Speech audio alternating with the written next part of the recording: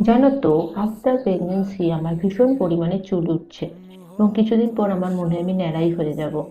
তো আগে আমার ভীষণ পরিমাণ যেরকম ভালো চুল ছিল, এখন সেরকমই উল্টো ভীষণ পরিমাণ খারাপ চুলে এসে পরিণত হয়েছে।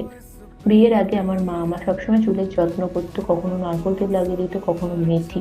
কিন্তু এখন জীবনে ব্যস্ততার মাঝে আর কিছুই করা হয়ে ওঠে না। তো আজকে ভাবলাম এই প্যাকটা মাখা যাক।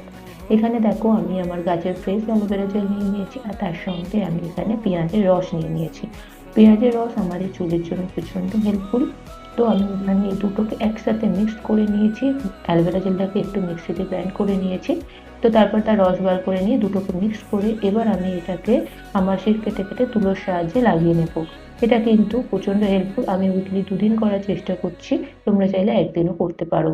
এখানে দেখো, কিছুক্ষণ রাখার পর আমি ভালো করে শুকিয়ে নিয়ে আমি এবার শ্যাম্পু করে নিলাম রেগুলার শ্যাম্পু দিয়ে। বেশ হয়ে গেল। চলো টাটা।